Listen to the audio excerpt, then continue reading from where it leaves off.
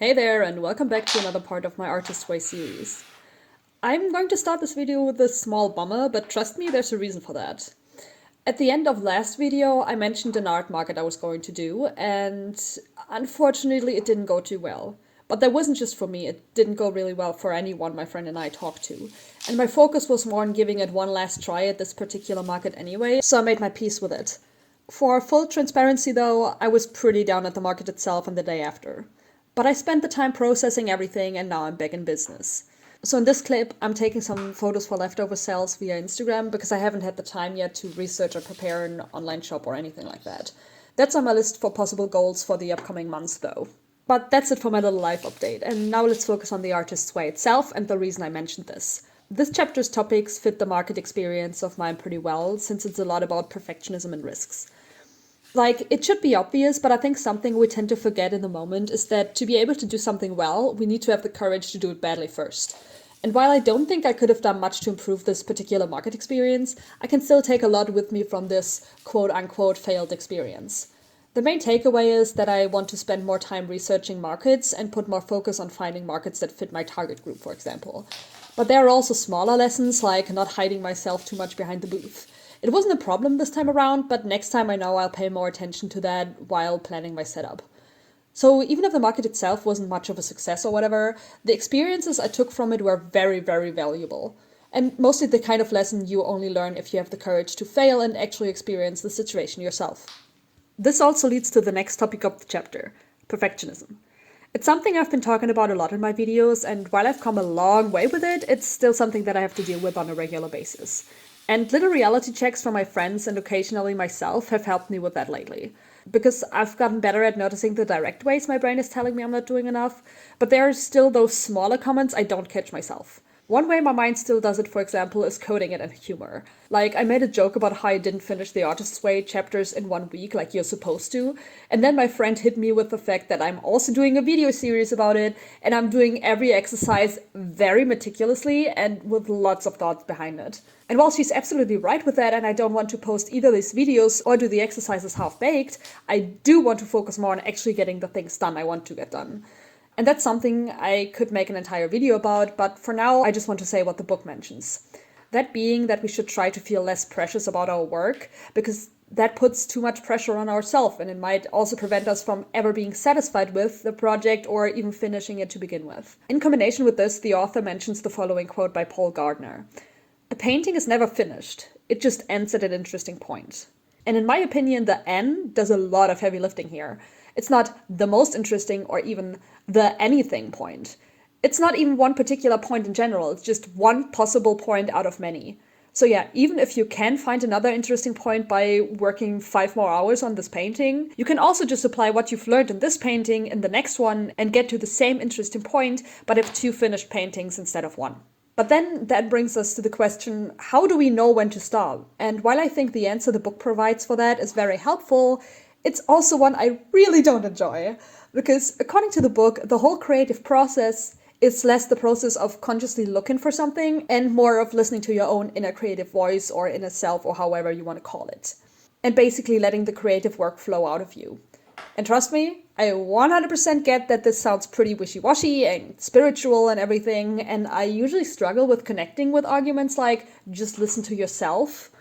But man, this is 100% the trust the process kind of situation. I'd love to be able to give you more of a concrete advice, but it really is just a case of listening to your own self. For example, I don't do that kind of thing as much anymore with my illustrations, because now that I've made it my job, I'm very focused on what do I have to practice and what do I have to draw for this commission or this portfolio piece and stuff like that. And it's totally understandable, but also my best works, and especially the stories I wrote, 100% self-indulgently and mostly with the intention of them just being warm-ups or even jokes, were 10 times out of 10 the best thing in terms of the feedback I got in class, for example, but especially how I felt about the project overall. And while it's actually amazing, because that means that the stories I write from my heart actually are the ones people enjoy, aka the projects I can use for my career, for example, It's also something very complicated to explain to others and teach. If you guys are interested in it, I can try to make a video on this because I have a lot to say about it and spend a long time trying to figure out what works for me. So I do think I can give some advice and exercises that you can try to find what works for you. But that's also what makes connecting with your own creative voice so hard, in my opinion. It's incredibly subjective, and what works and doesn't work might even change from day to day, but that also makes it so much more rewarding when you do strike gold. Now that I've properly thought about it again, I really do want to bring this back into my illustration process. It's hard to explain because illustrating is still a whole lot of fun, and like, please don't get me wrong, it's fun, I love it. But this free way of not overthinking or being too focused on what the final product might be like is on a whole other level. And finding the balance between analyzing your work and simply listening to your own creative voice and trusting the process is a big task in creative careers, I think. However, that's also what the book plans on helping with, so let's get into the first exercise.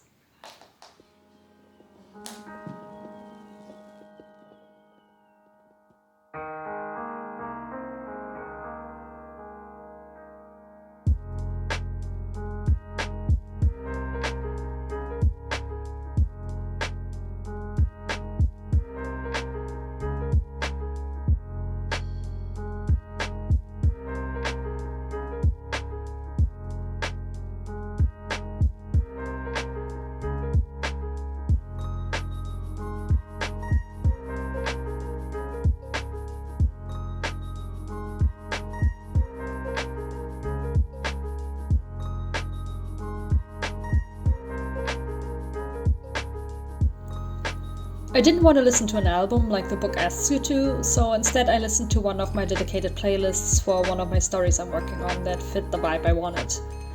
The candle I picked is one that I've actually had for a year now, which feels crazy because I haven't used it once. It smells like baked apples and it's beautiful. But not to the artwork.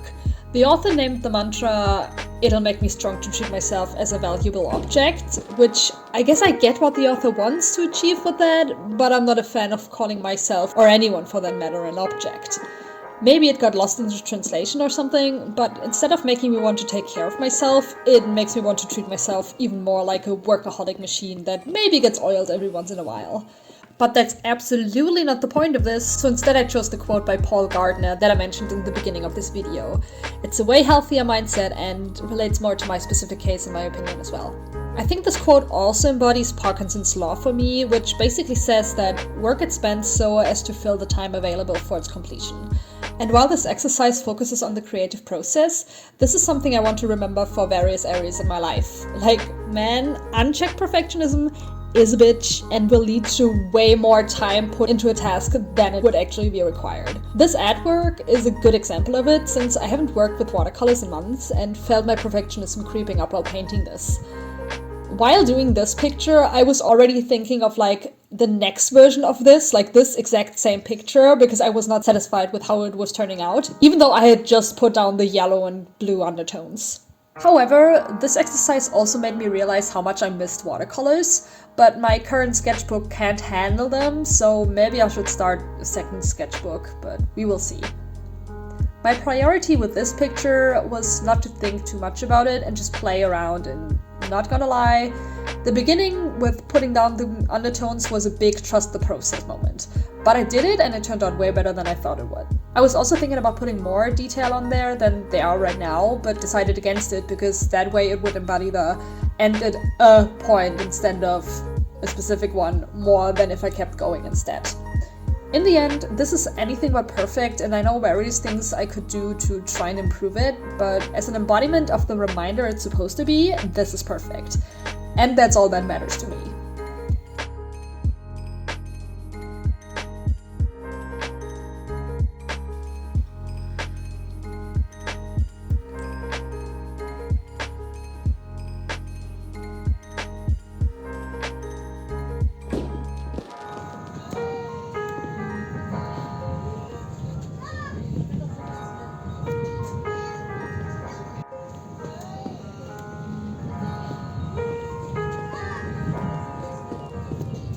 The next exercise was buying something like cozy socks as a treat. But since I coincidentally did that already a few videos ago and I didn't want to buy more just for the sake of buying them, I decided not to do it. But I still wanted to mention it here, so you can do it if you're doing these exercises along with me. Don't underestimate the value of new cozy socks that are super cute and super cozy. The exercise I actually did do for this video was listening to an album and just doodling. No goal, no focus, just lines on paper.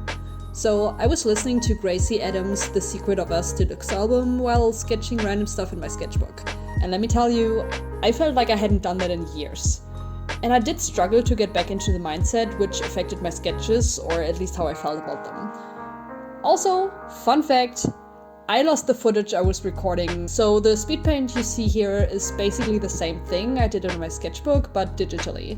While drawing these digital sketches, I didn't plan on using them for anything, so that helped me with not overthinking them. However, here are the photos of the pages I did for this exercise specifically. After finishing these sketches, I still don't think they are anything to write home about. And I'm not saying that to put myself down, because the fact that I'm not a big fan of these sketches individually somehow makes it even more interesting and more rewarding that I do like the pages as a whole. Like, yeah, the anatomy is really bad. I didn't even know what I was doing while drawing most of the time because I was so focused on relaxing and enjoying the process, and I still like the final pages. Mainly because I was, enjoying the process, I think. So yeah, I'm being so real when I say these sketches aren't anything revolutionary or even good works of mine, but they were fun and relaxing and they make me feel so good. Kind of exactly what I mentioned in the beginning that I wanted to bring back into my art process. While I was drawing these pages, I was reminded of the times I was doodling while talking to my friends or listening to classes, and I realized that now that I don't have university anymore, I lost a big chunk of opportunity of those random scribbles in my daily life. So I think I should make an effort to bring them back. Maybe by planning 30 minutes of warm-ups like this, or do some relaxing drawings after my work hours, which I should start taking serious again too, by the way. In university, my therapist and I decided that 6 p.m. would be my time to finish work, and I'm not allowed to work afterwards. Now that I have a part-time job in the evening, that doesn't really work anymore, and I have started to just work on my art around the clock whenever I got time for it. And I guess I should probably stop doing that again? To not work every minute I'm awake or something? Oops.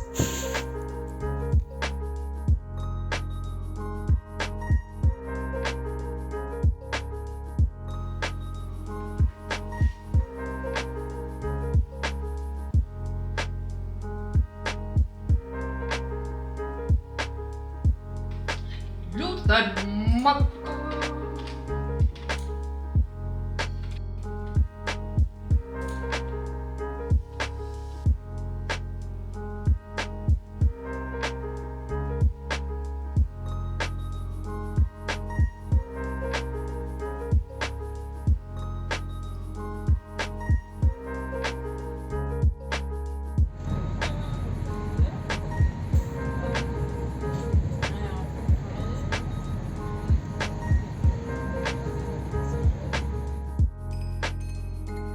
To begin this exercise, I named the first titles that came to mind for both, the movies and books. And there are a bit more than 5, but I don't care, I can choose only 5, and this is a better representation of what I like than just crossing some out just to cross some out anyways. So yeah, you can see the titles I wrote down on the screen in no particular order. I love them all equally. Well, maybe other than Treasure Planet, which I'm dedicating the sketch page to. Because it's the best Disney movie to date, and you cannot argue with me on that. But overall, I really do love these stories equally. The next step then was to analyze the stories you listed for similarities and things that speak to you. And the things I listed are going on a journey, as in traveling, but also the hero's journey, found family and social outcasts, or non-conformative characters finding a life they're happy with, and especially with queer and or feminist themes. But it's very interesting to see how many of my favorite stories fit these criteria, even though the specific stories themselves are very different from one another. I've also mentioned it in the beginning of this video, but the stories I wrote myself that were planned as warm-ups were the best ones I had written, and interestingly, all the things that I've listed for this exercise are also something I can find in those stories of mine. Like, I wrote them with the mindset of I'll just write whatever gets into my brain and enjoy it so that I can get the serious stuff done after. But instead I somehow ended up with stories that I could just use as the serious stuff. This means that this exercise once again strengthened my resolve in actually moving forward with those projects. Unfortunately, I still have many other things to take care of in my life before I can focus on one of those projects, but I can't wait to be able to share more about them here as well. For now, I'd say that this exercise helped me realize what my artistic voice is and what kind of story I want to tell. Because yeah, I also love good horror and murder mysteries, for example, and I would technically love to create something in those genres, but my main focus will always be the character dynamic and character development. And knowing that is something that I think will help me find stories that speak from my heart and also create something that's uniquely me in the future.